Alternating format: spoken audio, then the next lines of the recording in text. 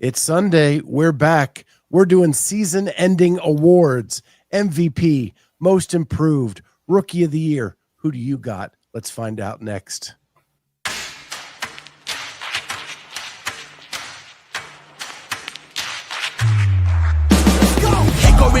Back from the dead is a miracle, doc. They counted me out. Moment of truth, counting it down. Underdog story was down for the count. Back on my feet, back with a mic, back on the beat, back with a family that bang in the streets. The game on lock, I stand with a key. Standing my ground, I am counting the fleet. Standing my ground, I am counting my feet. Taking a stand, embracing my destiny, shaking his hand, flipping the script.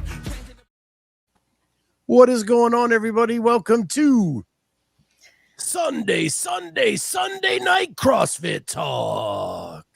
All this week went live and my printer decided to clean the jets. Just as we went live. Wow. You're not early, you're right on time. Yeah. Bam, yo. Nice to see everybody in the chat. We're going to have a fun night tonight. We're going to do some season-ending awards. We're going to play pencil, pen, Sharpie and bring it back by popular demand. But until then, how was your guys' weekend? Mine has just been doing a lot of work. Like yesterday, I was studying for my L3. Today was all schoolwork. Yeah. L3. Yeah. I know you were trying, because if you win certain things, you got like a free L2 or L1. And didn't you talk to Dave about could that be used or traded in for an L3? Yeah, I've had a few times where I've gone like a free L1 or L2 in the last few years, and then they can also give you oftentimes there'll be like 2 or 3 courses online, and I got an L3 now to study for, so nice. We'll see how that goes. I could book it from way farther away, but I feel like if I start studying now, I'm going to forget. So like I just need to cram everything and then it's like fresh in my mind versus booking it way down the road. Yeah. And then just having to reread again because like you just forget a few things. Yeah. Like, I don't know. That's just the way that my mind works. Ken Walter says, what a nice guy. He waits until his co-host Lions game is finished. Ken, that game was over 2 hours ago. Oh, well, yes, but yeah, we scored on almost every possession. That was freaking amazing. He doesn't always wait for it to be over. Sometimes we go live when it's on or starting. Well, my wife is a big Steelers fan. It's happening right now. We usually watch those things together. It's a bummer. That's the only bad thing about Sunday Night CrossFit Talk is it bumps up against Sunday Night Football, and it is a bit of a bummer. But hey, this is our time slot, and we're getting good at it. So we're gonna figure it out. I'll be back upstairs for the second half. Yeah. So speaking of, the Bears for the 18th week in a row have given me a heart attack. Yes. But come through in the end and are now 6-3. Ooh. Are you kidding me? Wow. I can't even believe it. Like, I need to see some scores. And now the Bears are like putting their locker room celebrations on Instagram and all that stuff. And Ben Johnson's like, our guy has ice in his veins. But like, and it's just getting me all pumped up, goosebumps, the whole bit. So that was just freaking awesome. Yep. Caleb Williams came through for me again with another 25 points. I kind of have stopped looking at my fantasy stuff. My team sucks. I don't have good players. Actually, I'm in the lead right now in mine from this week. You winning this week? That's good. So far, but it's not looking good. I am crushing Andrew Sten right now. Nice. My defense scored 2 touchdowns this week. Jeez. I had Jonathan Taylor who scored like 49 points. Yeah. Wow, that's a Wisconsin grad. Yeah, he's unreal. Yeah. JT. We'll see next week, Ken Walters. Bears Bears Vikings next weekend. I'll be rooting for the Bears. I hate the Vikings. Yeah. I've always hated them for some reason. It like sometimes even more than the Packers, and that's hard. I was gonna say I thought Packers would be your rival, but yeah. Andrew Sten says, yeah, rub it in. Yeah. It's been a good week on that side. So yeah, I think I'm up too. On other note, did you guys happen to see any of the Rock and Roll Hall of Fame inductions last night? I did not. I saw that on your list. I didn't see any of it. And it was so good. There were 4 bands I was really there for, and it was Bad Company, who I've seen in concert, and I love them. It's just a shame that they're so old that only one member could be there to accept. And then they do a tribute, and then Salt and Peppa came out with Spinderella, and they crushed it. And then out of nowhere, En Vogue comes out on the stage, and they do What a Man with Salt and Peppa. And then Kid and Play come out. It was like I was back as a freshman in college, like listening to the jams. It was so good. And then Outkast was inducted, who I love from the 2000s, and then Soundgarden. Soundgarden's a major influence in my life, and it's just a shame Chris Cornell wasn't there, but they had Taylor Momsen from the Pretty Reckless, and Carlisle. What's her name? Mike, I'm just blanking. Brandy Carlisle for Chris Cornell, and both of them absolutely crushed it. Brandy Carlisle did Black Hole Sun, and it was phenomenal. Yeah, I saw your post about Salt and Peppa, and I was like, was he at their, like, I was like, did I miss something? Did they have a concert somewhere? No, Julie and I were just watching it, and it was like taking us back to when we were first dating, and even before that. But Kenneth DeLapp with the trivia. Taylor Momsen was also Cindy Lou Who from the Jim Carrey Grinch movie. Fun fact. And if you've ever heard The Pretty Reckless, it is nothing like a Dr. Seuss book. She is phenomenal, heavy metal singer, pretty awesome. One of my favorite bands is The Pretty Reckless. They're coming to Columbus next May with Hailstorm and Shinedown. And I was like, I want, but it's right when semifinals are happening, so it's probably not going to happen. But they also named Hockey Hall of Fame people this weekend too. Oh wow! And one of my ex-teammates, line mate, is in it, so I was happy to see her. Oh, that's awesome! Oh, very cool. Yeah. Yeah. Speaking of hockey, MSU beat Penn State this weekend. Wow. Yeah. That's big. It was a really good sports weekend for Michigan State. We had a bye, obviously, for football, so everything else went great. Basketball, we won on Saturday.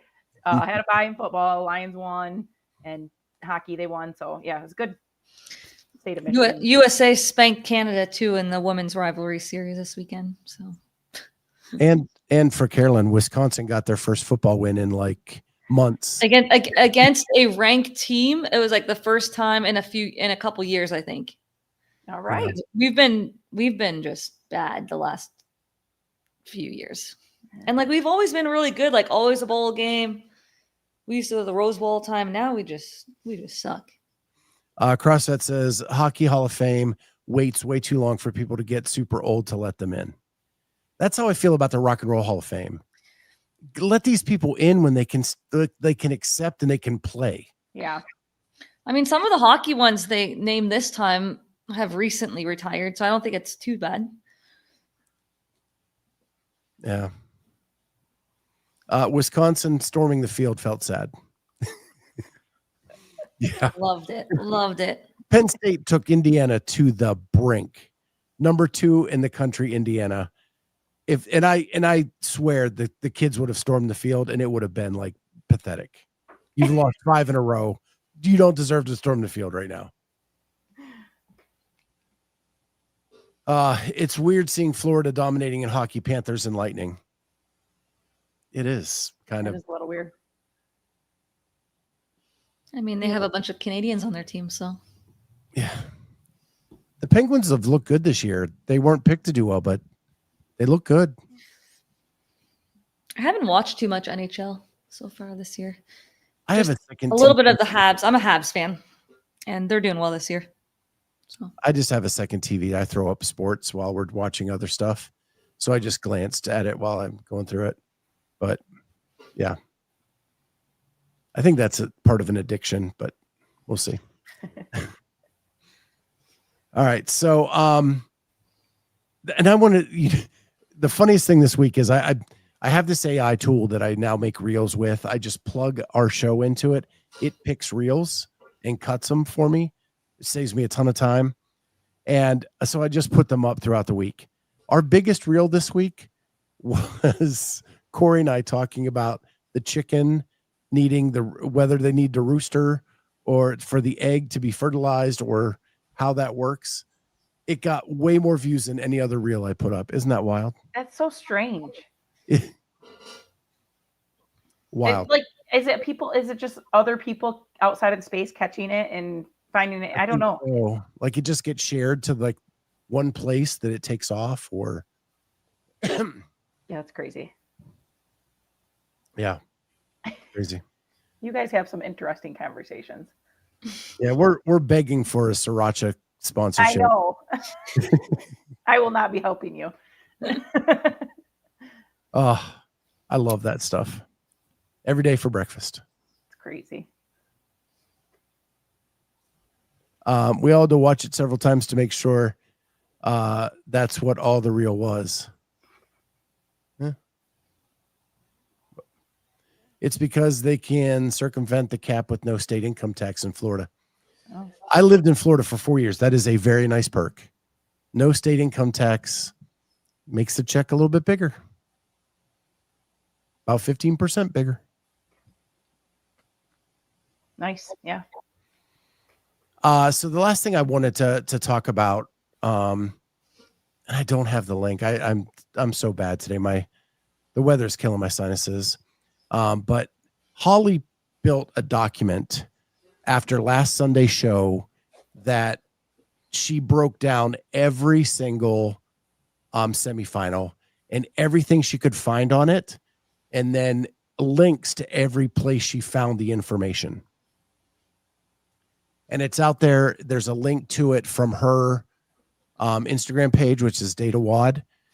If you have any questions about semifinals at all, and what we've kind of learned is there is no geographic restriction, but some semifinals are taking a part of and inviting from their region, and then the rest of it is opened up to the world. Yeah, I feel like this has been discussed a bit, but like it seems like the top 20 out of quarterfinals are going to get invited everywhere, and then that's it. And they're not going to go everywhere, so it's just a dumb way to look at it. You're going to have to pay a bunch if you want to accept your spot at a bunch of different places, and some of them are at the same weekend, so they will have to choose eventually. It'll trickle down. I mean, it'll trickle down. I just think it's not. It should have. I don't know. That's something I think they're going to have to think about in the future. Like, pick 2 at the beginning of the season, put your bid in, and you get 2. Up to 2. That's it. Like, if you want 1, you can take 1. If you want 2, you can go to 2. I think it should almost be you go to 1 and then you have your last chance qualifier, which is the online. Yeah. I think you only should go to 1. I'm with Carolyne. What's that? The more I thought about it this week, I'm with you. Makes it easier. 1 online. Yeah. Because that is a last chance qualifier. And it's not like if you picked one that had a bunch of people, it's not like you're done. You still technically do have another shot. It's just online, but it's there. It wasn't there before when we had regionals or semifinals and 1 shot at it. So it's at least a little bit more from that. I really wish it was either use the open or qualifiers. And then I would just correct that too. I either use the quarterfinals or qualifiers. And we knew all of them. And then they'll end up with no shows in short fields.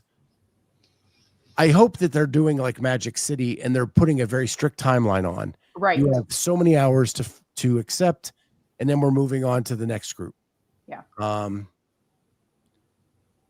And then John also says, whose programming can we trust?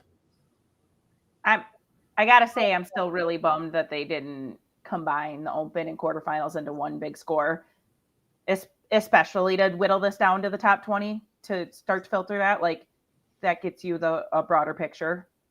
We've talked about this so many times, but right, you get a way better picture of the athlete when you have all of these tests that everyone did. Why would some of them just not count? Like, if you're moving on to the quarterfinals, all the videos are public. Yep. And all the scores count. Agree. Maybe next year. We'll keep harping on it. I like this. CrossFit says, I think comps should get some sort of reward for sending athletes that place well at the games. No, because people want to qualify early in the season. So a lot of them will pick, like, let's say Mayhem, because they want to get more time to train for the games.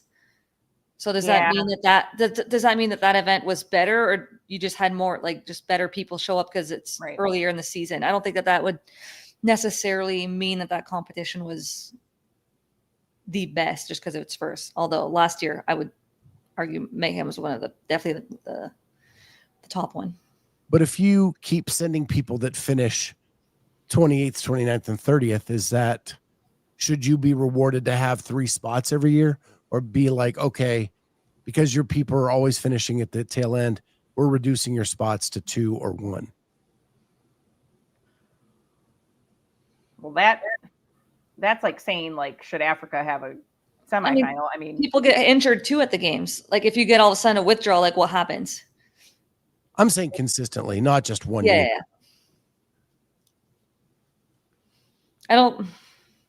It's just so hard because the games is different programming. Like, it's completely different. You can do well at open, quarters, semifinals, and then you just have different stuff that shows up at the games. You can either be better at that stuff or worse. It's all program dependent, except for Tia. So if Tia's here and competes at Syndicate versus at home and competes at Torian, I don't know. That's a geographic thing, kind of. And unless we're trying to limit it by geography, like, I don't see the point in necessarily doing that. I could say, yes, I totally agree with you. If we were still geographically bound, like, we should take away spots from Africa if they can't even send people who can finish. Well, last year Mayhem programmed every event, so who do you punish? It's the same programmer for all. Yeah, but it's the fact that athletes don't want to clearly travel and compete at that comp. So you're not getting good athletes there. So then the best athlete that made it can't even finish in the top 20. They're from 25th to 30th. And that's, like, if that's consistently happening, that's clearly not a place that should hold a semifinal. Nobody wants to go there. Nobody wants, like, they were already they were doing, trying to pick where all these athletes would go compete. And there's, like, 2 comps that are, like, going to take the 25th person. Like, so it's like saying, like, Colton should fly over to Côte d'Azur and take that spot. But will he? I don't know. I mean, but until people, like, someone takes that opportunity and takes a spot and makes it worthwhile, it's kind of proving that comp shouldn't even happen. Like, nobody wants to go there. I don't know. I guess we'll see. I mean, we'll see what comes out of those couple. Mayhem does a ton great. I think the Spin Boys were crying about how much they squatted. Rich made a little comment. They are informed in the space. Nothing wrong with a bunch of squatting. I mean, I just think so many workouts are so dependent on upper body push and pull. So I'm okay with more squatting. Same. Like, everything that, like, it's just, I'm okay with that. Yeah. We see a lot more pulling and pushing than we do lower body dominant workouts. It's better than no squatting. Consistently. Right? Like, we didn't like when there was no squatting. If you had a sponsor that would send you to Côte d'Azur, why not? Agree. Well, like, if you're Ty Jenkins and your big sponsor is Adidas, why wouldn't Adidas say, hey, come to Europe and do the comp here with us? Yeah, I agree. Like, Because it could be tight at Syndicate. Like that wouldn't be a bad idea for him. And that's just an example. I'm not picking Ty out of the mix. I know his sponsor is a European-based sponsor, so it just makes sense. Why not send them over, any of them, Sydney Wells, any of them over to Europe to where they can train at the Adidas headquarters and do whatever. Wayne Short says, or James Sprague. See, I think James is at a point where he can just go wherever. Where Ty is not quite there yet. Can he though? I mean, I don't know. I kind of agree with you. Like, but if all four, if he's proved anything this year, he's proved he can go anywhere. If all four of those boys choose legends, go to Del Mar, that's a problem. Okay. I mean, do I think he could be the one that takes it? Depends on how Bob and Joe program. If they go their heavy machine, like he might be the one that's out.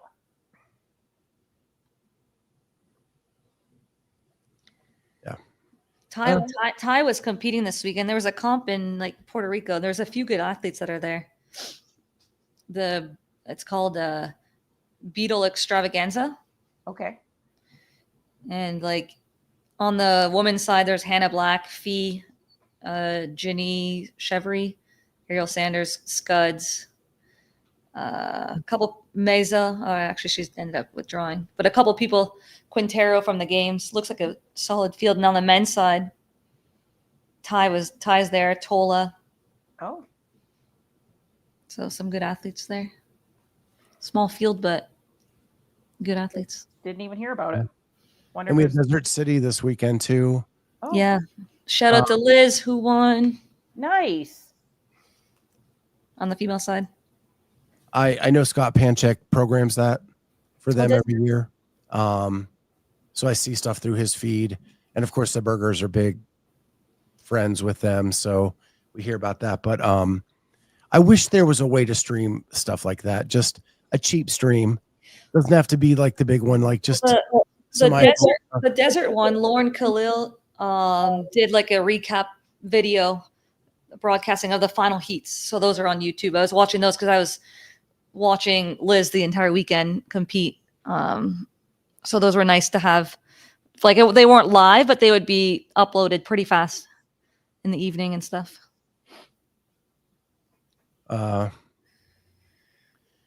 CrossFit says that the Puerto Rican one sounds very much like a crash level field. Well, I think there's good prize money there, which probably attracted a lot of the athletes if they got invites.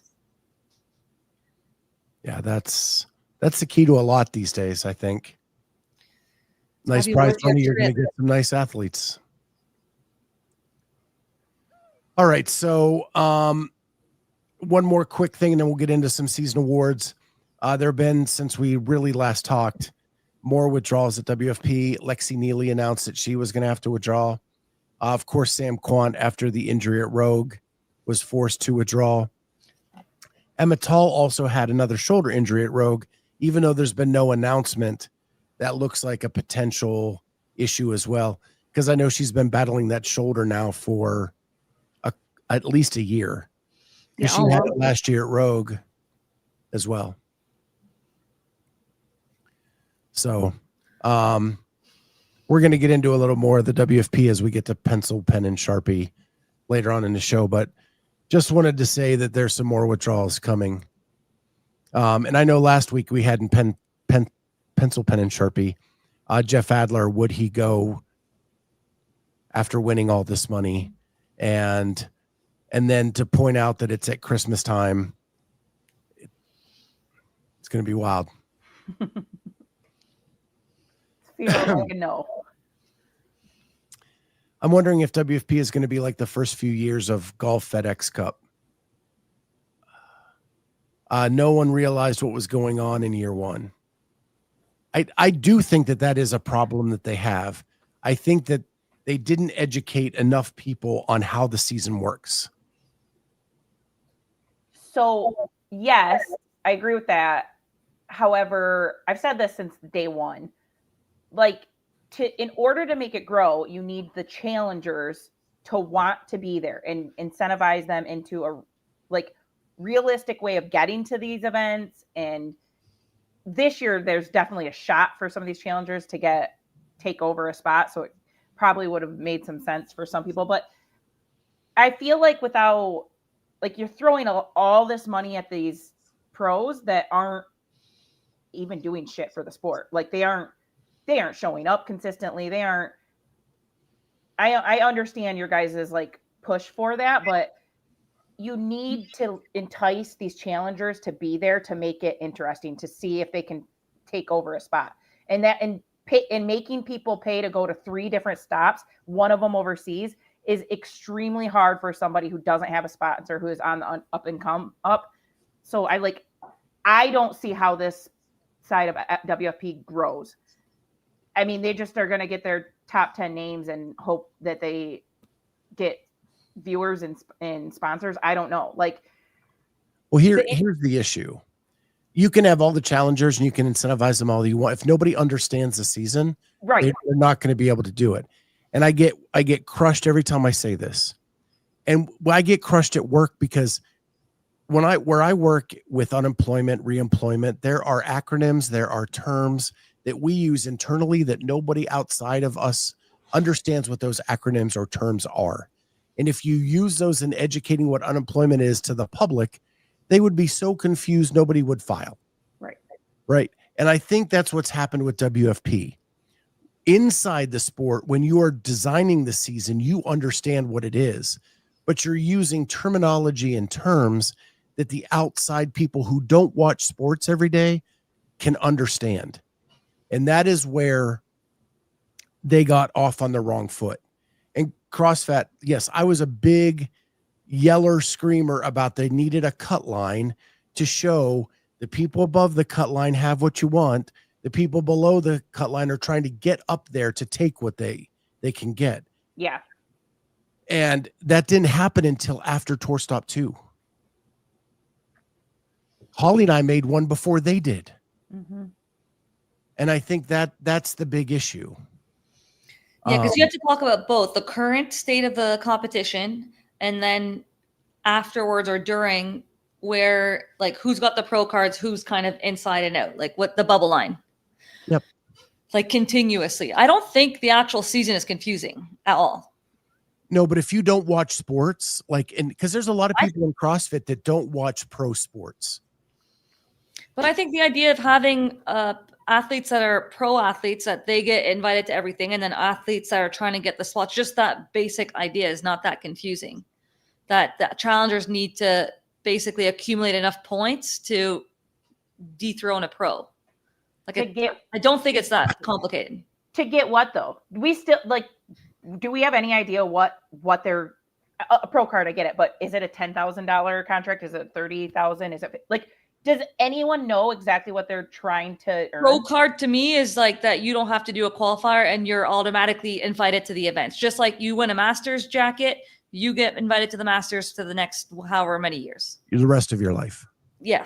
So it's like that to me is the pro card. The money can differentiate from placing depending on your season earnings, but I don't think that is the huge deal. It's more just like you escape the qualifiers. You get to go to all of the main events. You bypass. Kenneth, I don't think it's confusing. Colton is not a pro. Correct. He's still a challenger. He just got put in after top 20. Copenhagen, the new 20 will be announced. Right. Mm-hmm. There were 20 announced. It stays that 20 until after Copenhagen, when the final points are released, and then the top 20 point getters get the next pro card. Mm-hmm. And everything in between is the battle to get into that top 20.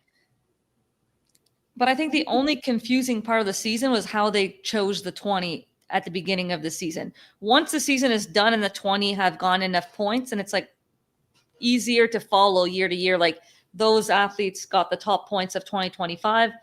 They start off getting invites to the major comps. The other one needs to fight for it to get points. And that's it. So I think that simple. If you watch sports, Carolyne, you're correct. From the comments I've gotten on DMs and on YouTube, there is a group of people that don't watch sports regularly that have no idea what any of that means. They're so used to just CrossFit being a one weekend competition. And at the end of that, there's a podium and whatever. Most sports are literally like a league that you play during the season and then it's playoffs. It's right. And CrossFit's never same done thing. That. Why can't people explain it like that? It's literally the league and then the finals. Like it's not that why isn't it like the open quarterfinals games? Because it resets after every stage in CrossFit, and that doesn't happen in a normal league. Well, it shouldn't. and that's what I've always said that I want it to. Problem. It is different. It is more different than we're letting on it than it is, and I think that's why the approach WFP took, and that's why they got into the spot they were. I'm telling you, I got so many comments of people who didn't understand. Like, I think it makes more sense than the CrossFit Games season in terms of you get points accumulated, and then here's the champion of the whole season with as many points. CrossFit, you could win open, quarters, semifinals. You could win all three, lose the games, and then you're not considered the fittest, right? Because it's just that one weekend. When you could have won all three prior with more events between all of those combined. Who's the fittest? For us sports nerds, I agree with you completely. Makes more sense. Makes sense. If you don't watch sports ever, it doesn't make sense. And the only sport you've ever watched is CrossFit has never given you an example of a true season. I think people are just saying that because they have a negative opinion based off what people are saying in the space. I disagree. I think the points are extremely confusing. The fact that so if it was like you said, Carolyne, like I could just go and get points but the fact that I can't do the same workout, like those challengers that are in a different heat and can only max out at 250 points is silly. And it's confusing for them to acquire points it's confusing. Like getting out of the challenger and being able to compete in the pro heat is confusing. I don't think so, but the point system does not make sense. I don't understand the point system for every competition of tennis or golf or anything like that. But once the rankings are there, I'm like, okay. Sure. If they were really specific about the rankings and like I think Scott said they had put out data around that. Put anything out though. I know. Had they done that, it would be a whole lot clearer. I think they had a post at the beginning that was like, spot one is this many points. They just have to read. They just need to read, like do that more often. Yeah. That's the only thing that's missing is like communicate the points more often, communicate the leaderboard more often. And that needs to be like a continuous topic. Make it a graphic or picture that makes sense. Right. Yeah. Let's take something that's not WFP. The duel at Rogue. They made that graphic at Rogue, and all of a sudden understanding what the duel is became so much easier for everyone, for everybody. You see it all played out. Top 10 moved to here, top 5 moved to here, top 3 moved to whatever.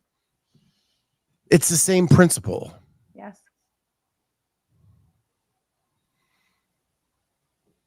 Ken Walters, that's why when you're first in any sport, the next ones never survive. ABA, WHA, USFL, XFL, World Tennis tried different twist on the original rules. But there have been some successes, like the AFL did merge with the NFL. So I will argue a tiny bit.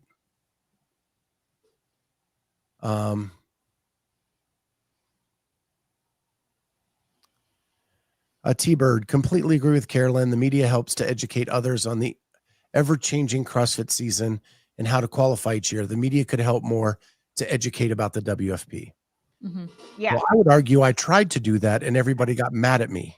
No, you were doing great. That's what was needed. Like, I think by at one point they had a thing about Bethany was in the hunt and she was out. And I'm like, this is making no sense to anybody because she's not in the hunt. She is not even competing.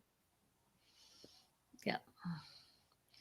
All right, let's get to some fun stuff. We're going to talk about the season-ending awards. So prior to the WFP finals. Well, let's be honest. It's a slow week. Yeah. There's not a lot of news. CrossFit didn't make any announcements this week on their podcast. And so we've got to make up content. So we're doing season-ending awards. Maybe we'll revisit it in December after WFP and see if it changes at all. Okay. So I'm gonna do this in reverse because I should save the biggest for last, right? Okay. And I started it with the biggest. All right. So let's do some like sidebar stuff first. Okay. Most dominating performance. One I didn't come up with. I'm still thinking. I'll start on this one. My answer was anything that Colton participated in with burpees and squats. And I commented like his back squat at the games or the road event with the squat. The open scores that he had too. Yeah. Right. When it's in his wheelhouse, he is so far in front of everybody else. It is like Tia overall in the women's division. Colton is that on those movements in the sport. Yeah. Yeah, I wrote Colton as well there. Laura's pegboard was way ahead of everyone as well, Yeah, too. that's a good one. That's a good one. Like 3 minutes or something above. Like no one was even close to her on the female. Yeah. All right, so that one we all agree on pretty much, except for Laura. That's a good one though. That is a good one. Yeah. I mean, it used to be like DB doesn't even do that on handstands. What those two did this year. Well, they haven't programmed like a handstand that Danielle could really like. It's been mixed with different things versus they went at the games a few years of just doing a full on handstand obstacle course, which I don't think anyone is beating Danielle on that. But yeah, there hasn't been like super or a lot of super dominant performances where no one's even close. Because even Tia, like Kringle was close to her on the run, right? Like Jeff and Roman, or was it Roman or Ricky? And Ricky on runs. Yeah. And honestly, I don't think Tia blew anyone out of the water at the games on like a specific event that she's like multiple minutes ahead of someone. Right. The ones that come to mind are like Colton's just dominant performances and Laura's pegboard. All right, well, let's go to the next one. Surprise of the year. You want mine? Yep. Tia at Wodapalooza.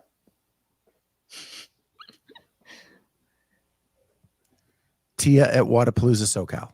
Yes. She was human. Yes. Especially that final event. I mean, the first one, when you kind of were like, what the heck's going on? Thought maybe she was just taking it easy for like, but that last event, yeah, that was insane. It's like in Rocky IV when the Russian gets cut and you're like, he's not a machine, he's a man. Yeah. That is it. Yeah. Tia is Ivan Drago. You just can't be like, it's just, she's so good. She's so dominant. Yes. It just like, she was humanized for that weekend. You're like, wow, she does have like days where she's not as dominant, and that's okay. CrossFit says Lucy Campbell. Kenneth DeLapp, any comp with Lucy Campbell, he meant. I didn't put Lucy Campbell because we're going to see her in other awards, and I just didn't want her to run away with everything. And so my surprise of the year was Reese Littlewood coming out of nowhere to finish third at Syndicate and almost get a spot to the games out of nowhere. I like that one. I have Annika. Oh. I thought she had a really, really good year. A lot of people count her out because of her running long distance, but I was impressed with her. She held it together all year and did amazing at the games as well. So it was a good surprise of the year. Although I wasn't surprised because I know how good she is at CrossFit, but happy to see her get some success. Yeah, I knew if she could get to the games, she would show out when she got there. Right. It's just that getting over that hurdle. Yep.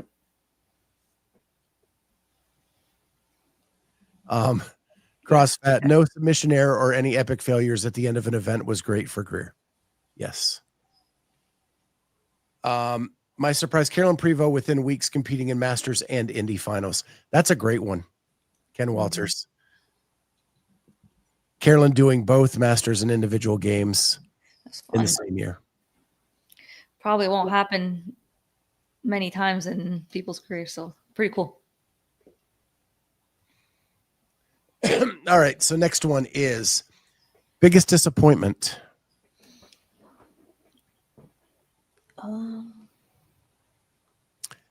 Mine is lack of open participation. I like that one. I think I knew it was going to happen. Mm-hmm. I didn't think it was going to be as bad as it actually was. Mine is the decision to leave Kill Lehman's scores up and keep him in the top 5 of the Open. I just wrote the amount of dropouts at comps. It's just like disappointing to see for the event organizers, just like also just sucks to see a lot of dropouts at comps. Yeah. Wayne Short says Haley Adams. I thought of that. I just didn't want it to be recency bias because the whole season. And then Kenneth Lapp says the sale. The sale that never happened.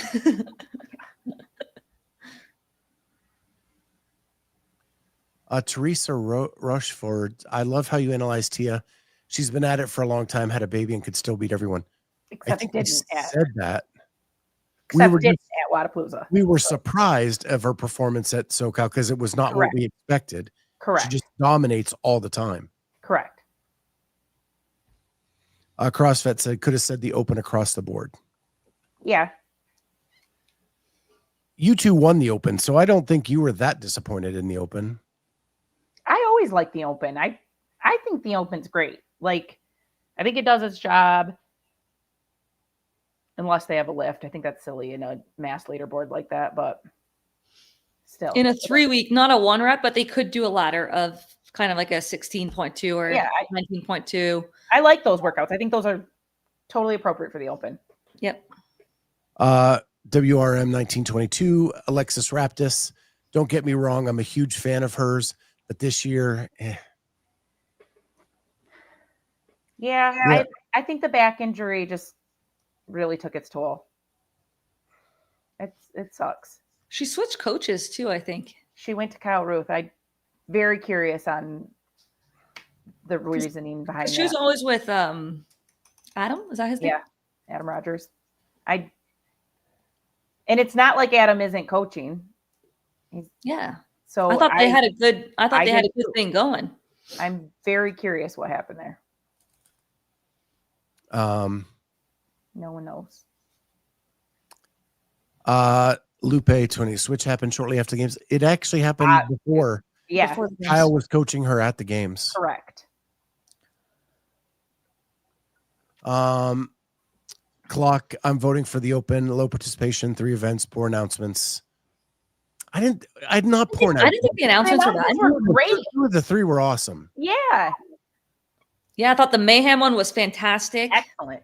And the boys was very memorable. Mm-hmm. And Tyson Bajan. Tyson there, yeah. And the whole...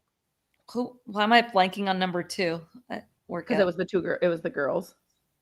It was Emily Rolfe and in Sydney. Yeah, it was in Arizona. Yeah. That one was okay. Yeah, it just didn't have the pop the other 2 did. No. Yeah, I think the workout 1 and 3 were great and really well done. And I don't know that it was supposed to be Sydney. Like, was it supposed to be Brooke and then? Oh, possibly. CrossFit says middle one was the wrong Wells. And then back on a Raptis, anyone know, and no one knows why she switched. Same brand too. Yeah. So yeah. But I think the biggest factor is her health. Yes. That's not. Yeah. If you have ever sustained a back injury, it is so debilitating, and confidence is such a big thing that hopefully it's just a minor setback and she can get some time off and get back at it. Clock, y'all were too enamored with the Mayhem announcement. I loved it. I love the cheese. Did you not hear Carolyne talking about Rocky IV and see how excited we got? When Rich That's wore my favorite movie of all time. Rich wore the red, white, and blue shorts. It's Rocky IV. It's the whole cheese ball. Give me a good cheese ball setup, and I'm there. Yeah.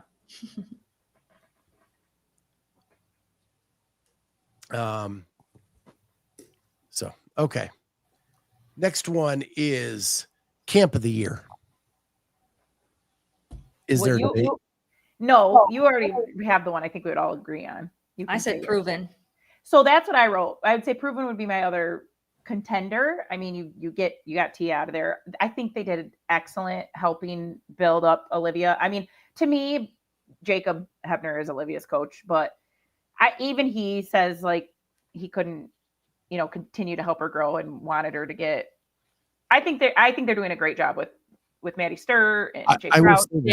And Ricky getting second. Yeah. I will say this in the back, because I had the glittery band this year. Tim Paulson was very active with Olivia as a coach. Awesome. Jacob was not in the back this year. Okay. So I think there has been a switch to the Proven team being her full-time coach. And so, yeah, they should give. And in my mind, I just thought Proven is the quantity where Brute had the quality.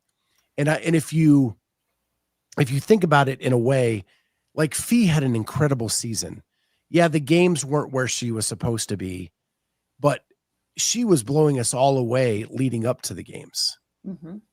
And I didn't want to discredit that at all either, because it's the whole season. Yeah, right. Not just the one thing. And that's what I was trying to do. So that's why I went Brute. One, I think Brute. Hopper, Dallin, and James are freaking on fire. And then you have Fee, and Emma Lawson is starting to creep up there too. So yeah, it was the jazzy band CrossFit. It is interesting that Mayhem doesn't even get mentioned. I think they had a bad year. I do too. It's until Roman came on at the games, and Roman, it was their star of the year. Yep. Yeah, he's turned it around. So we'll see. Yeah. Some of these other ones are good mentions. They're just not a camp. It's 2 or 3 people, and it's just not quite the same. Teresa Rocheford, and Matt's that's not what I wanted to read. John George, you have to give Coach L credit for DB as well. They got her there. I love Coach L. He's one of my favorite people to talk to. Yeah, he deserves credit. DB was great at the games. The 2 weeks with Adam Neifert probably didn't change much. Yeah.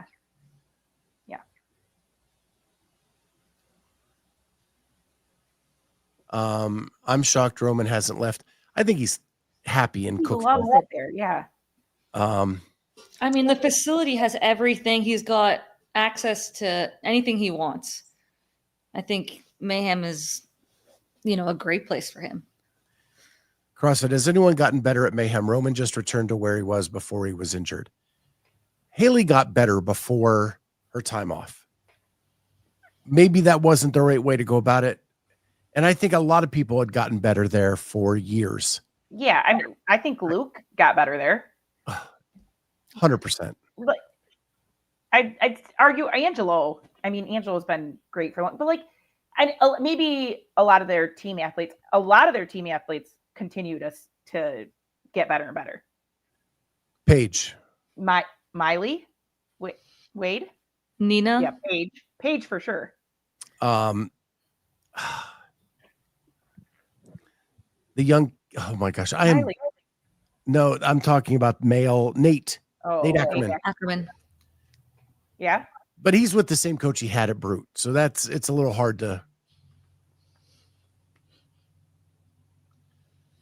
Jorge made the games. That's a good point. Yeah.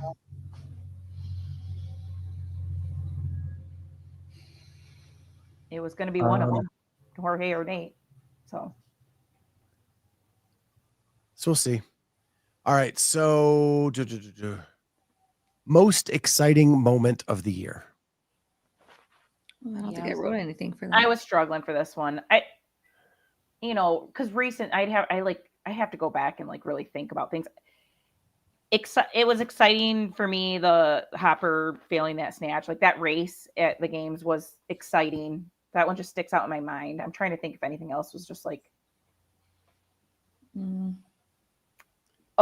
Lucy Hansen walk against the Tia. That on that one event was pretty excellent. Excellent. Yeah. Jason winning, Olivia making the put. So my just so you guys know, my mindset was not about the result. It was about like watching something and it being exciting. Mine was the final event at Tour Stop 1 at WFP when everybody took the risk to do the overhead lunge and everybody was failing. Mm-hmm. Yeah, Jeff, Laura. It was mass chaos at the end of that event. Mm-hmm. That was really, really exciting in that moment, just because of it's like the year before at semifinals when everybody was failing that final lunge down and like Folo went from a place at the games to like all the way 18th place or something. Yeah. It was just programmed right for that event that you had to calculate, do I have enough to get to the end or not? And so many people miscalculated that. Yeah. And that was a shocking event. Yeah, I like that one as a pick. And it wasn't just one person, it was several people who misjudged that. And people that are normally not making mistakes like in execution. Like it was out of character type of misses. So that made it even more. Yeah, it was crazy. That's why I like those workouts that are programmed so well that it takes them to the cusp and like you see those failures. Like those are just good. Those are good. I mean, even Justin, I think if I remember, missed the overhead walking lunge. He tried to go unbroken and miss. And it's like, you never see Justin miss as well with anything that's overhead lunging. Yeah, it stuck in my head as like the most exciting thing I saw this year. And it's been there. And I'm glad I as much as people think that I run a smear campaign against the WFP, like that was the most exciting thing of the year for me. I like it. Good pick. John George, I think that one got Colton and Taylor as well. Honestly, I really like the duel as well. I'm going to throw the duel. Yeah, that was good. It was exciting races. I think they were more exciting before the finals. I wish. Not the finals. Close in the finals of that to really make it sing. But yeah, everything up to that point I was captivated on the duel. I hate saying that because then it gives credence to Jamie's. We don't need the final two, but I think we do need the final two. Yeah, everything bagel extra schmear. There we go.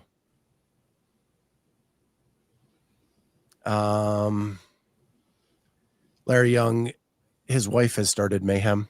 Mm-hmm. Earlier, he said that it's I think she's doing the Masters and is loving it. Mm-hmm. And he's saying now it's better. Ton of new coaches. So, all right. So now we get into like the serious awards and we start with Comeback Athlete of the Year, both male and female. Who did you have? On the men's side, I had Justin Medeiros. I think he's back to form. I think he's consistent again, and I think that is huge. And comeback for the females is obvious. I think it's Lucy Campbell. What she overcame is ridiculous, and where she's at is ridiculous. Yeah, I have Lucy for the females. Then I wrote Tudor for the males and Colton. I like Colton. Because Colton hasn't traditionally done as well at the games. Like he's been in the 30th around there. Even last year, I don't think made it. Right. And then think his best finish was around maybe 20th or 19th or something like that. And then he was just outside the top 10 this time and has been really, really good this year. And I think well respected within the men's field that's already very deep and stacked. To me, that's comeback athlete. Like he's just in the mix now. So Teresa has 2, and I agree with 1 as a possibility. 1 was DBE, and I think that is a choice that makes sense. Mm-hmm. She did have a great year. And then she says James. I think it's hard to come back from being the games champion. Correct.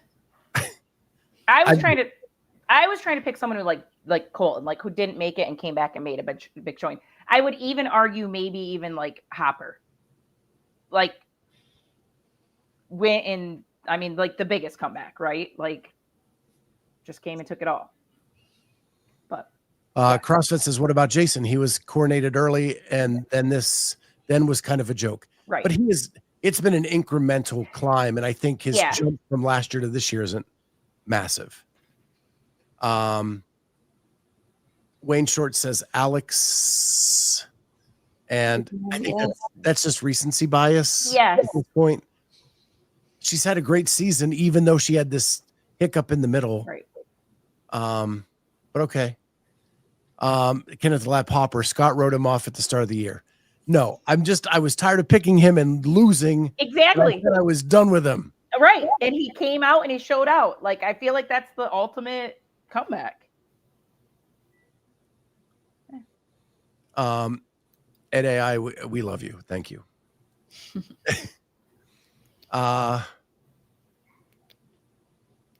Yes, that was my quote, Kenneth. I will never pick Hopper again. And Larry Young with the super sticker. Nice. Thank you. To be fair, an NFL player got comeback player because he sort of died, then came back the next year. That is true. That is true. But I think they had to find a way to honor that person. And he did die on the field, and he did come back and play the next year. So that's a true comeback. It is. That's Lazarus-esque. So there we go. All right. Next is rookie of the year. So I put Annika here. Yeah, I'm mad I didn't put Annika here. You're welcome. So you had Annika as rookie of the year, female. Yeah. I had Miriam Von Roy. Yeah, Miriam did well in the open, backed it up, and really backed it up at the games. I mean, I think similar type athlete in terms of her strengths with Annika, which is why I think they were really close on the leaderboard. Both are amazing squatters, amazing at CrossFit, but Miriam being the better runner for like a distance event there. But I think both of them have wheelhouse stuff. And I think are very similar athletes for the most part. WRM 1922, Lucy McGonigal. I don't think she had the performance at the games that the others had. Right. And none of them like went to Rogue or I think Annika has had a better WFP season than them. And that's why I probably should have picked her over Miriam. Just looking at the whole. Yeah. There are a ton of good ones, but I think Annika's performance at the games. Again, Lydia Fish was awesome and the story was awesome. But I don't think she's put together a season like Annika has at this point. My male is, I think, kind of obvious is Ty. Yeah. Who else? I mean, I don't even know. Harry would be my other. Was this his first year? Did he? Second. That's not his first year. He did make it. Okay. Yeah. So, and I picked him for a different one. So. Yeah. Harry's not a rookie, John. Yeah. I didn't think so. That's why I didn't put him there. Put him next one. Define the year. It's 2025, Kenneth. You can find it on any calendar.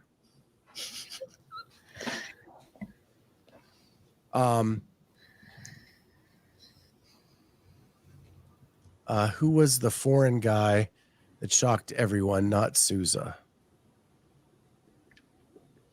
I did think Souza had a good games though. Yeah. Yeah, he did have a good games. I don't know. Calum Clements. I don't know who else would be. Colin Bouchard, however you say his name. I actually had the games. No, I think Souza smashed it. He did. Killian was the best out of. It'd be Colin Bouchard or Calum Clements were the other top 20. So that's who they were referring to, Calum Clements. The rogue guy, surprise, is that Herman? Yeah. Yeah, but I don't think it was that. Souza's Calum Clements was one spot behind Ty. Right. Souza was not a rookie. Correct. And then the rest are all long timers. Yeah. There weren't a lot of rookies on the men's side. Nope. So there we go. All right. Then we move on to most improved. I put Harry Lightfoot and Olivia Kerstetter. Those are my two that I have. Yep. I had Amy Kringle and Tudor Magda. Love them. Also great picks. Yep. I think if you told people that Tudor would finish top 10 at the games, they would have called you a liar at the beginning of the year. Yep. Except for you and me. True. We've been longtime Tudor fans. Yeah. But he deserves, like, most improved for sure. Wasn't even at the games for the last 2 years. Right. And then to come all the way back. Grant, Ty wasn't there the year before. He can't be most improved. He just got Rookie of the Year, Grant. Let it be. Exactly. You already got something. So you guys had Lightfoot and Olivia. Olivia didn't make the games last year. She's made a massive improvement. Okay, I can see that. To podium? That was... Yeah, I think, but it's hard because I think it was expected, even though it was massive. I think people expected it. No, I don't think people did. I think that actually got a lot of tears out of people when she clinched that podium spot. That was huge. Okay, I wouldn't say that was expected. Not a podium. Mm-mm. Cracking the top 10 also would have been like, oh, okay, wow, good improvement. Like. She has it, and then getting the podium, that's huge. CrossFit Danielle is kind of impressive there too, but is she better? I think she is better, but I think that it's like we say with anybody. I think her strength has gotten better, but everybody in the field strength has gotten better. But then you also have to think about there's a lot of very good female athletes that were not at the games this year too. Right. But Danielle's had a very, very good year. She's looking awesome. I have her somewhere else, so she'll get an award. All right. Well, we only have one award left. There you go. So the final award of the night is MVP, and that is male and female. Who you got? I have Danielle. I basically kind of going off like your rogue rankings. I mean, she dethroned Tia. Now, is it because Tia isn't at everything? Yeah, but I think she's put together an amazing year. I think she did better at Rogue than people would have expected for a Rogue performance from Danielle. I think she was top notch at Tier Wadabusa SoCal. She did a great job as a captain. And she had a good performance at the games. I think she's put together a great year. She deserves to be up there in the captain at SoCal, maybe her most impressive. It was incredible. Kept her cool. She looked like I liked seeing her like that. I don't know. I can't pick anyone else other than Tia for MVP. She's. I have to pick someone else. I know, but like, yes, it's Tia. It's Tia. And I think I'm with you, Scott, on boys. So Oh, he's leaving us. The suspense for the male. Well, the chat kind of already has thrown it out there. We got a ton of them. And someone agrees with you. Sprague and Tia. So there you go, Carolyne. Yeah, I think James has been the most consistent of the male athletes at any type of event that he's participated in. He was podium or right outside at Rogue in 4th. So consistency across any programming. Silenced some of the haters, I think. I think he's really made his mark. We didn't forget. Scott's going to say his picks. So. Okay. Man. I can't believe I'm not. Okay. My MVP is female Lucy Campbell. I think winning Wadapalooza 2 at the game. I didn't hear what you guys said or who you picked. And then male James Sprague. I think he had the most consistent season from beginning to end. Winning Wadapalooza, 3rd at the games, and leading WFP going into the final event, and Rogue, which nobody expects him to do well at, took 4th. Exactly. Yeah. No, we agreed with you. We don't think there's really any other option other than James for men. I mean, there probably are, but I think James and Lucy have had a very similar type of year. Like they're just always at the podium, no matter what. Yeah. And they're very similar athletes in terms of they're not known to be strength athletes, but no matter what, even if there's a strength event, they're still somewhat at the top at the podium towards a podium place, because they have other great wheelhouse stuff that they can do very well with endurance. And they're just well-rounded overall. Like they're very similar. I think the closest to James is Ricky. I'm 2nd at the games.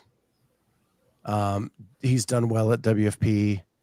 Wadapalooza SoCal, I think he held that team together when Tia was not doing well. So. What did he get at Rogue this weekend? Or last weekend, 2 weeks.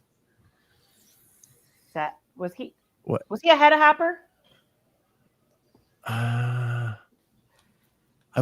For some reason, who took 2nd? I thought it was him. It was. So yeah, that's good. I mean, no, 2nd was Justin. Justin took 2nd. Yes. James took. And Roman got 3rd. Roman got. I'm just trying to see where. And then James 4th. Men. Yeah, Dalen can't catch a break. So yeah, I think Ricky was 7th. Yeah, right behind Hopper. So then I'd argue Hopper over Ricky. Mm-hmm. Yep.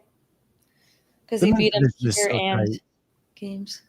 And considering that where James placed in every event this year with that many contenders, that's pretty impressive. Who did you guys have for female? I had Danielle. I have Tia. She only did one event. That's why I didn't pick her. Mic drop.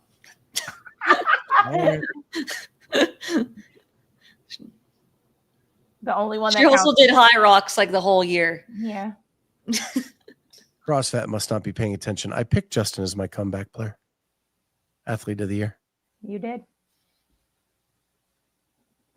So, okay.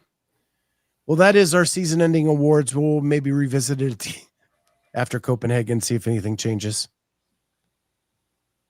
Well, let's play some pen, pencil, Sharpie. Although I do want to ask this question before we get into that. With Rogue's new standings coming out and Tia not being number 1, is that I watch a show where it's like, is it a bad day or a bad sign? And is it a bad game or a bad sign? Does that now mess up their rankings when the greatest female athlete in the world is not number 1? Yes.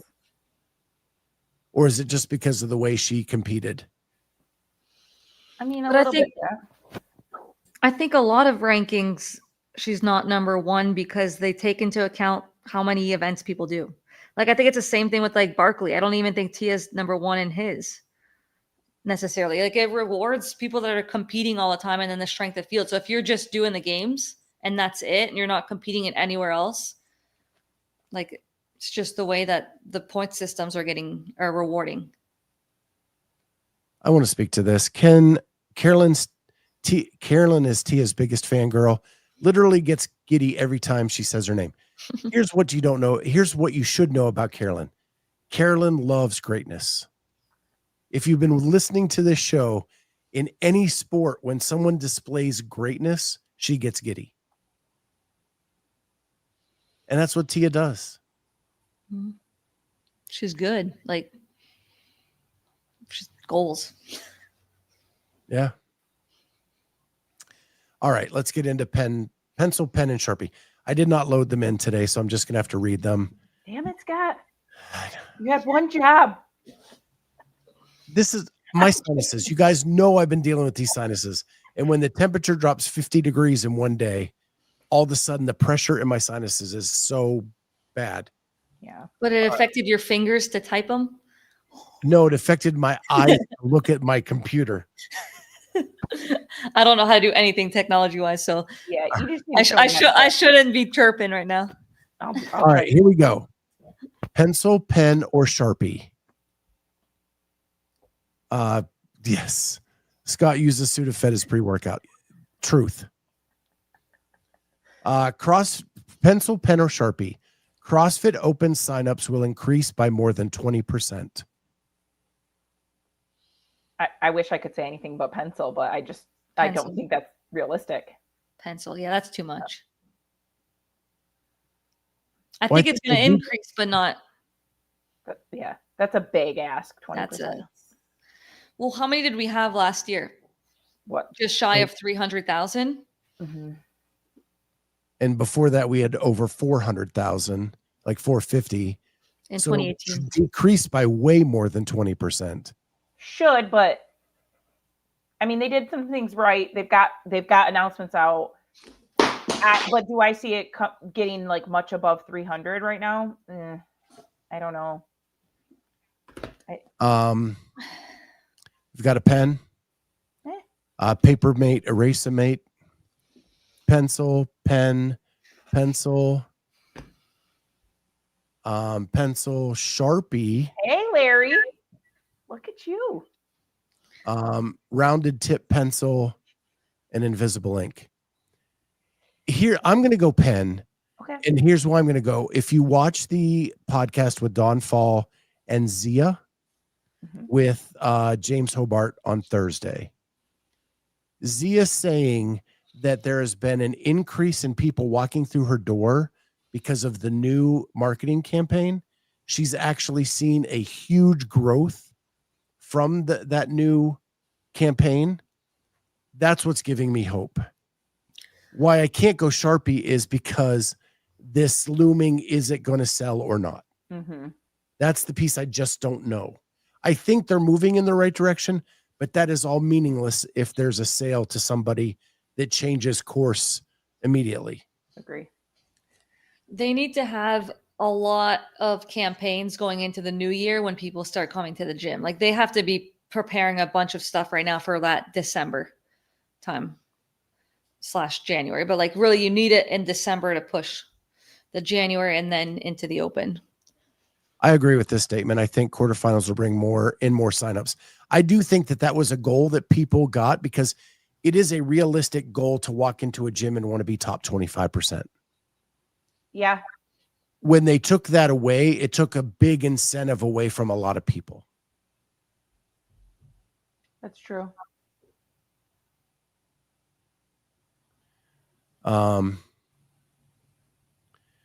If Dave would bend a tad, etched in stone. It's hard to get excited for the same dumbbell workouts. A lot will wait and watch. I don't think you're going to learn much in the first workout. Even in 2012, when I first started doing the open, the first workout wasn't that complicated. It shouldn't be because you want everyone in your gym to be like, I can do that. I'll sign up. Okay. Like you don't want to do a 20-minute AMRAP for the most part. Like just like a long, slow. Because I don't feel like doing that. I'm not signing up. Like it needs to be accessible. Mm-hmm. I hope that's true. The CrossFit gyms near me are struggling. Yeah, I could use some sign. If you are an affiliate owner, you need to watch that podcast and what the stuff Zia was talking about.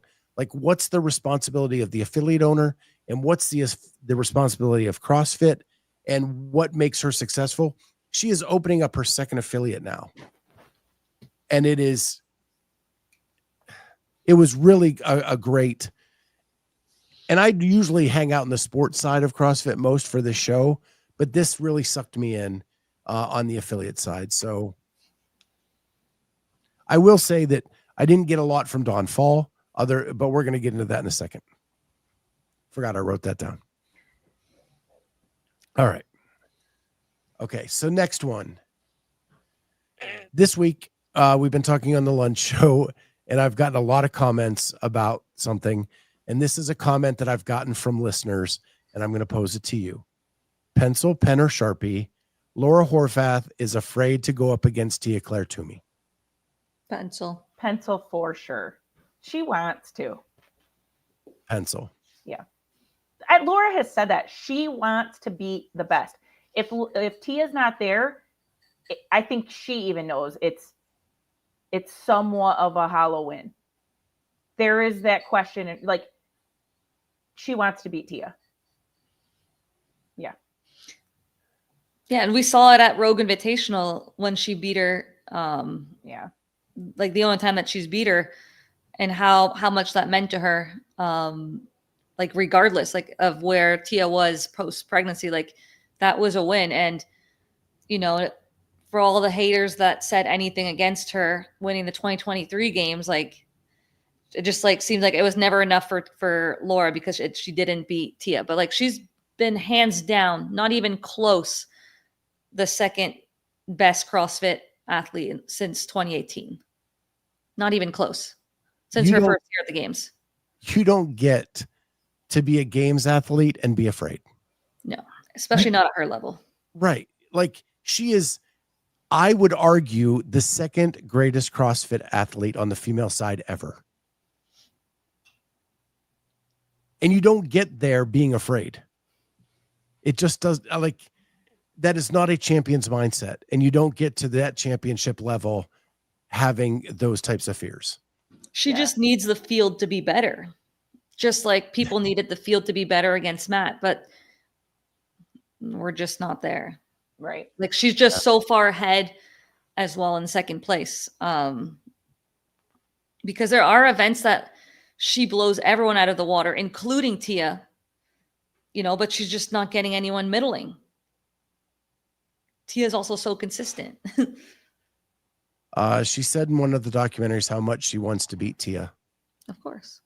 Mm-hmm. Harder for Laura to overcome, Tia or strict deficit handstand push-ups? Strict deficit handstand push-ups. Yeah. All right. Next one. Dawn Faul, on that same podcast I just talked about, said he wasn't public facing enough over the last 15 months. Is that good for CrossFit's momentum that he admitted that, and a step forward for CrossFit? I said pencil to this. Pencil. Like nothing means anything until action is seen. But it is nice to recognize that, for sure. But like you want to see. Yeah. If you're going to be more forward facing, like we want to see it again, Don is always like, he's just a talker. Like he has that corporate speak. But most of it is meaningless to me. Like every time I've heard him talk, I'm just like sitting there like, okay, what did you actually say? What are we actually going to see? Like, and I've never actually seen anything. Why was there, I didn't watch it. Was there context given to why he hasn't been? It's like he went into hiding after the death and didn't want to be seen. And like, I'll take it a step further. I think that he not only went into hiding, he let one particular person take all the heat for everything that happened. Exactly. And it wasn't a one individual. Yeah. Any mistakes made, if you've worked in the corporate world at all, shit rolls downhill. So Dave took it all. But it is an organizational mistake. It is not a one person mistake. Because at the end of the day, everybody in line of that is responsible. Yeah. Yeah, and to me, like, that says a lot about him, and it would be very hard for me to ever like trust him or have a whole lot of respect in him again. Like, even if he's willing to be more forward facing, so what? We just get more corporate speak from him. Still doesn't do anything for me. Yeah. Like, what are you looking for him to do? Like, more talks, like in terms of how Greg was talking about CrossFit and pushing it. Like, what does he need to do to, I guess, redeem himself? Like, what are you looking for him to do? I want to see a set of goals set and adhered to. Like, this is our North Star. This is what we are about. This is where we're moving, and actually see the action steps into moving in that direction. I think CrossFit has not had that since 2018.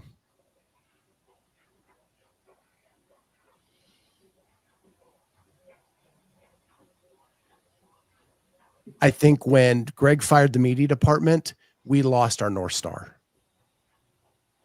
Before that, it was about promoting what we do for health, what we do to get people living better lives, what we do for all of that.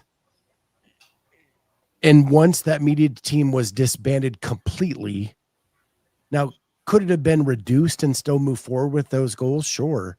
But that's not the choice Greg made at the time. He wiped it clean. And then they could not do the promotion of what CrossFit was all about. Yeah, I don't. The problem is, like, it was very clear what Greg's mission was, and Greg was willing to take on Coca-Cola or Pepsi or whatever. Like, he was willing to take on anyone, the NICA. Don and HQ are about bumping up the numbers, and I don't see anything they can do that actually makes things better for the affiliates. So when they came out with bumping up numbers makes it better for the affiliates. So when they came out with the marketing campaign of F the quick fix, I think it was good with a step short of GLP-1s are not the answer. Like, instead of hiding behind a curse word and calling it a quick fix, let's call it what it is. GLP-1s are changing the face of what people are calling health, and it's wrong. And here's the science. Let's move in that direction. But are they going to take on Big Pharma? No.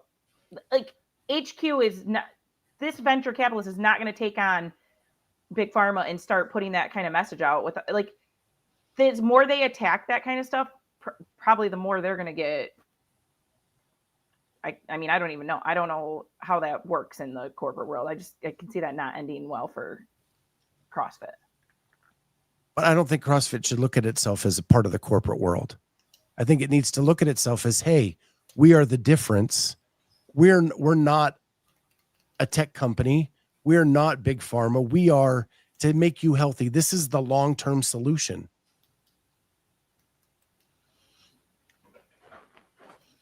I don't know.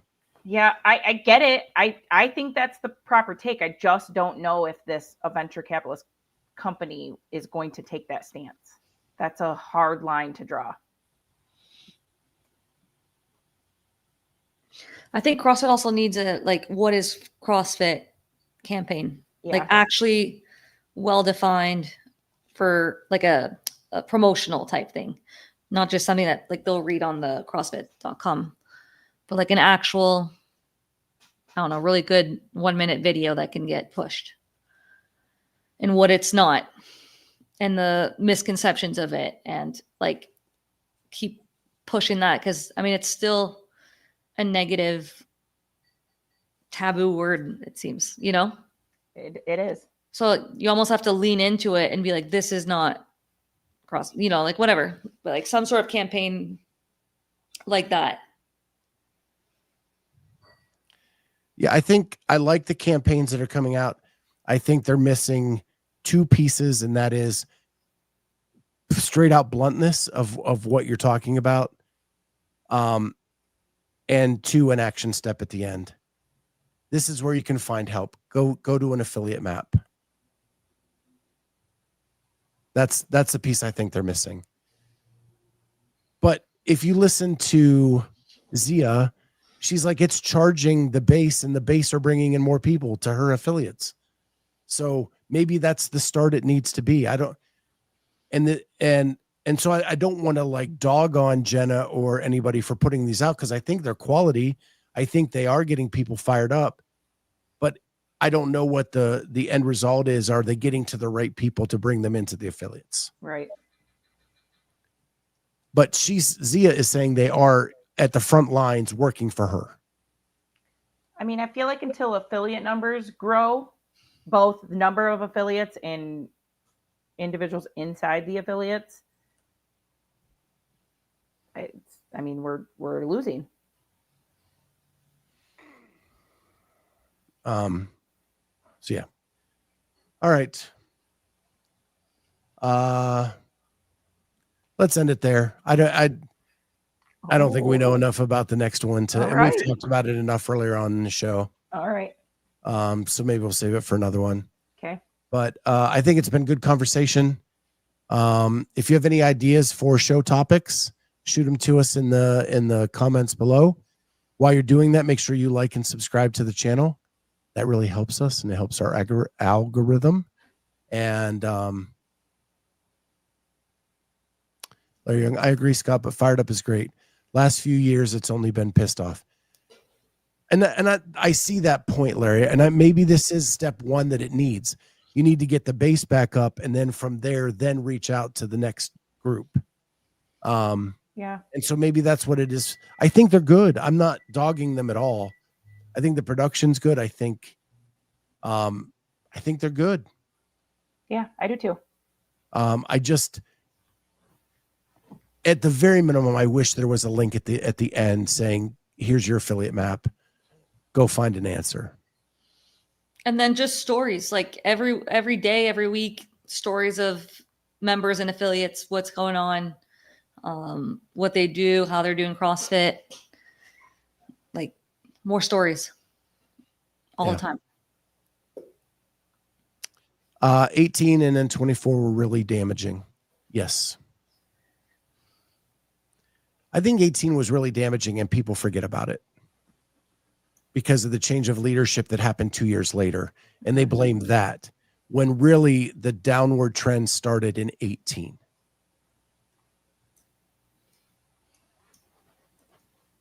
Yeah. Yeah. No call to action. Links, choose your own adventure. I like that.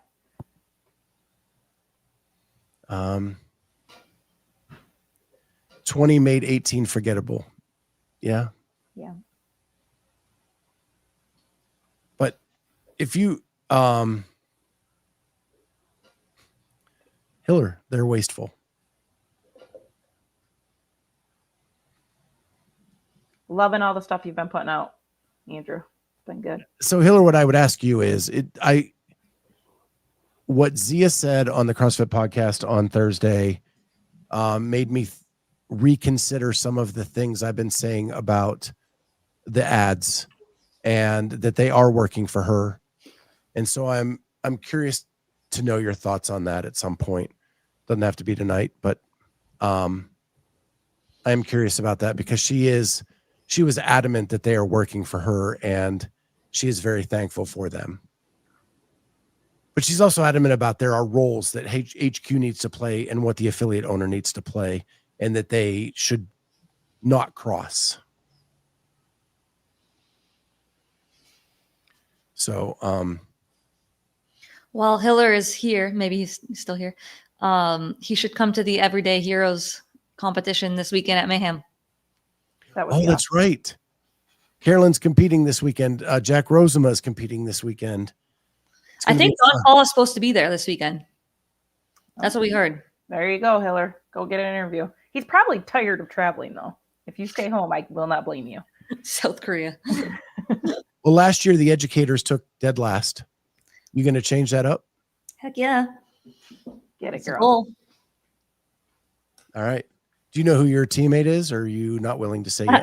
No, I picked the one that finished in second. We actually met this week. We did a interview with Bella, and that was the first time we've seen each other on video. But we've been chatting. Where's she from? Arkansas. Okay. So she finished second in the division for educators. What did I think she did. I think she did semifinals before. Her name is Maddie Edwards. Okay. Good luck, Carolyn.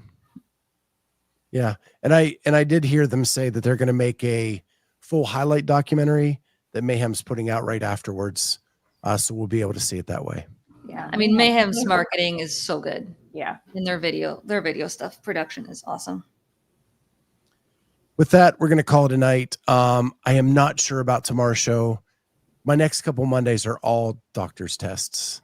So I just don't know when I'm going to be done with those, if I'll be back in time to do a lunch show or not, but I will definitely be back Tuesday. With that, we will see everybody next time. Like, subscribe, do all that stuff. We'll see everybody next time on Sunday night. Sunday night CrossFit talk. Bye, guys.